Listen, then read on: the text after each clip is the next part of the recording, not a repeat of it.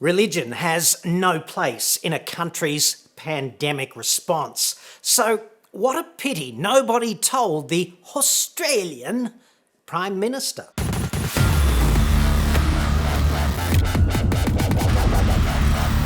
Shitsville leader, Slow-Mo, recently took time out from dealing with the worst pandemic in over a century to bother the Sky Fairy in a long-winded video prayer conference direct from the Prime Ministerial Office. I would ask that people pray, thank you for your prayers, but pray for all Australians everywhere, everyone affected by this. People are going through the deepest of heartache, the deepest of shock, and the world is largely in trauma at the moment with the scale and pace of what is unfolding. This is incomprehensible. Pray for the premiers and chief ministers. They've joined me in a national cabinet, which is unprecedented in Australia. There are decisions we're taking now, which is to extend support as far and wide as we can, but we have to get it right. It has to work. But it is a moment like when Moses looked out at the sea and held up his staff, and they went. There are moments of great faith in all of this. No, it's not, you somewhat pathetic peanut, personal opinion. A couple of major problems with this, okay? Like, he is sitting there praying by video conference in the Prime Ministerial Office. This is hardly the same thing as kneeling down privately and quietly and observing one's faith at the bedside. In the big office, right, he is representing the nation, whether he likes it or not. And he is therefore blurring the line between church and state, which is absolutely unacceptable to me. And I don't think I'm alone here. A Prime Minister espousing or endorsing religious faith in any way is not acceptable. On a purely political level, it's time Slow-Mo acknowledged that, counterintuitively, atheism is in fact the biggest religious demographic in this nation. That is official based on data from the 2016 census results. It is how we tick the boxes as a nation. 30.1% of Australians ticked no religion. It's no religion, 7 million Aussies, then Catholics, 5.3 million, Anglicans, 3.1, minor league Christians amalgamated up like Slow-Mo's mob, comprising a total of 3.8 million, and then all the other fake God botherers. You know, there's 600,000 Muslims, about the same for Buddhists, 440,000 Hindus, 126,000 Sikhs, 90,000 Jews, like that. Officially, I was in the other category in that census. You know, when I filled out that form, I elected to believe briefly in the Force, and I considered myself, briefly, a Jedi. And to me, being a Jedi felt just like being a Christian, which I found kind of disappointing, really, after seeing all those movies. And yeah, I know this is absurd, this categorisation of no religion, right? Certainly it's discriminatory officially for the government to categorise no religion as a subset of religious orientation. It's kind of like calling not collecting human ears my friggin' hobby, or categorising not playing golf as my preferred sport. Yes. Anyway, 7 million Australians seem to have intelligently rejected the absurd proposition of a magical bipolar Kim Jong-un in the sky who loves us but is also paradoxically quite pleased to burn us for eternity in hell for looking through the fence at the neighbour's wife sunbathing and, you know, sins of that nature. 7 million of us. You'd think a politician astute enough to rise to the top would be sufficiently cunning to factor this substantial chunk of the electorate into these mystical public video incantations to a being for which there is absolutely no evidence. Perhaps he's blinded by his faith, which is not a characteristic I really want in a Prime Minister in charge of the world's 13th largest economy, especially during a time of crisis. But it is a moment like when Moses looked out at the sea and held up his staff. No, it's not. It's really nothing like that. For starters, Moses did not exist, which is kind of a roadblock. Moses from the Bible is simply nonsense. Iron Man is more believable. But just to roll with it momentarily, Moses, okay, fleeing from political oppression. That's how the story goes. And he used an allegedly magical staff powered by bipolar Kim Jong-un in the sky to part the ocean and lead 3 million refugees to safety. Yes, I'm not making this up, okay? Religion is.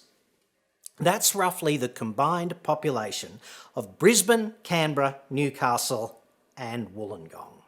So it's a serious logistic exercise, this rescue. 3 million people, okay? If they march 12 abreast and each is 1 metre back from the refugee in front, this is a conga line, 250 kilometres long, which is roughly Wollongong to Newcastle, if you're from around here. So that's about as credible as Noah's Ark. I'll use contemporary language here if you don't mind, because it's valuable to subtract the mystical voodoo from nonsense figures like Moses. Here's the story.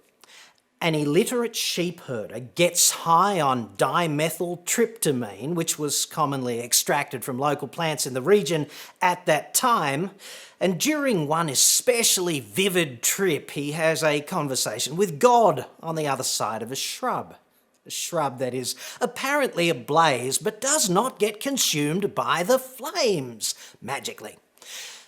To me, this just screams limit of fiction writers' imagination given the context of the time.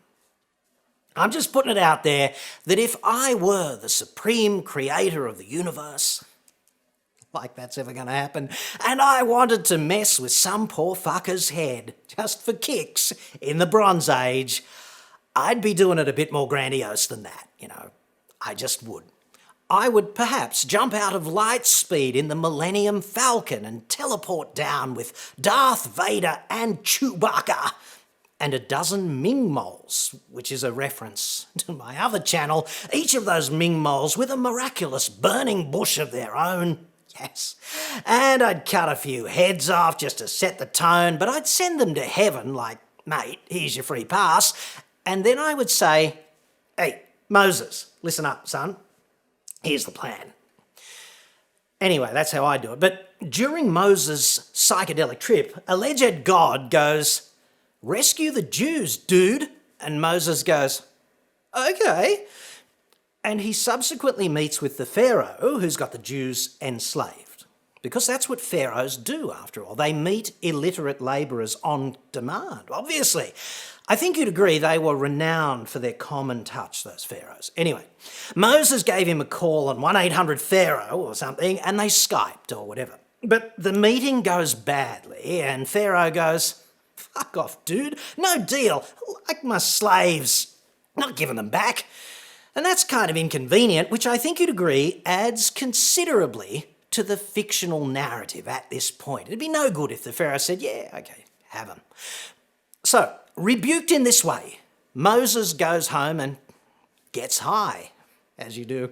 Alleged God comes back, miraculously enough, and goes, look, dude, here's 10 weapons of mass destruction, which I have been saving up for Saddam in a little while. Mainly bioweapons, but I will give them to you instead and make sure everyone thinks you're a hero after you're dead and not a friggin' terrorist, so don't worry about that. It's all about the spin. Moses then commits a series of what could only be described as terrorist atrocities against innocent Egyptians using weapons of mass destruction formerly earmarked for Saddam. The red algae, the frogs, the lice, the hornets and mozzies. He kills all the livestock with friggin' anthrax or whatever. Then there's the smallpox for the boils on the people and the thermobaric bombs for the fiery rain. Then there's the locusts and the fortuitous eclipse, which was quite the lucky break indeed, and the firstborns, which was rather nasty, particularly on top of everything else. If anyone did 1/10 of that to a sovereign country today, they'd be bigger than Osama bin Laden. Just saying. So anyway, The 3 million good guys are miraculously spared from becoming collateral damage, I don't know how, and terrorist Moses, with a magic staff at the head of his 250-kilometre refugee conga line, parts the ocean and they skip on through, yada, yada, yada, and they live happily ever after. Until, of course, the big flood. And when you think of it like that, it was kind of all for nothing. But it is a moment like when Moses looked out at the sea and held up his staff. With all due respect, Prime Minister, which would be none, I'd suggest it's nothing like that. COVID-19 is a virus. We have science for that. You're not Moses. Moses was a fictional terrorist. He did not exist. He was doing the wrong thing for, perhaps what he thought were the right reasons. And pretty clearly he was kind of drug-fucked. You're the face of leadership for a country of 25 million people, 7 million of whom have no time for your meaningless incantations, and you need to coordinate a rational, reasoned response based on objective facts from leading technical experts. Prayers are not integrable with this solution. My main problem with this is, of course, that believing this bullshit takes up valuable bandwidth in the Prime Minister's head. And as far as I can see, he does not have all that much to spare. And he doesn't even seem smart enough to consider what 30% of the population, the 7 million of us actively not collecting human ears as a hobby, metaphorically, what 7 million of us will make of him detaining himself with this outdated voodoo at a time of crisis, when we need astute, rational leaders with steely resolve, not appeals to bipolar Kim upstairs. Instead, we appear to have a religious nut, personal opinion, whose professional specialty is doing nothing. I actually liked him a great deal better when he just fucked off to Hawaii when the country was on fire back in January. And does that not seem a hell of a long time ago now? I certainly don't speak for the other 7 million Australians who told the government that they were not religious in 2016. But I am deeply offended by leveraging the prime ministerial position in the religious domain. The two things should not properly intersect, in my view. I would also argue that many Christians would be critical of Slow-Mo's somewhat kooky faith. He's Pentecostal, okay? That's a brand of Christianity loosely cobbled together in Retardistan in the early 20th century. Hardly a classic, it must seem, to hardcore Roman Catholics, for example, who do rather enjoy the idea that they've been in it for the long haul with Jesus. Pentecostals actually believe in the seemingly made-up phenomenon of speaking in tongues, which was invented in a modern context in the year 1900 by a dude named Charles Parham in Topeka, Kansas. He was kind of keen on the idea of the second coming of Christ with the trumpets and all that shit, but he died waiting, which must have been so disappointing. Anyway, to the faithful, speaking in tongues is apparently evidence, and I use the term somewhat loosely, of the receipt of the Holy Spirit during baptism, okay? It's kind of like getting possessed and then handed a tax invoice after being dunked by Jesus. But it just sounds like random syllables to me. And here we are, happily enough. I'm going to reiterate, the guy at the top, okay, making the hard calls in this country at a time of crisis, he actually believes all this crap. I don't think he's faking it, not one little bit.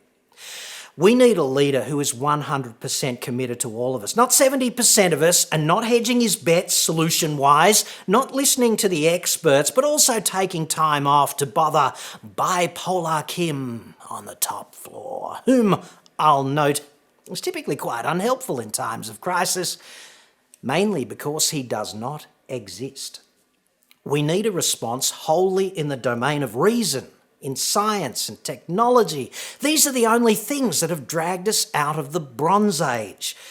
They're the only things that can help humanity now. You can have faith in them or not. They don't care. They work either way. It's completely different to religion, right? Which doesn't work either way. We certainly don't need a shallow thinker from marketing who doesn't see why publicly blurring the lines between church and state is offensive to 7 million of his constituents and quite counterproductive in a crisis.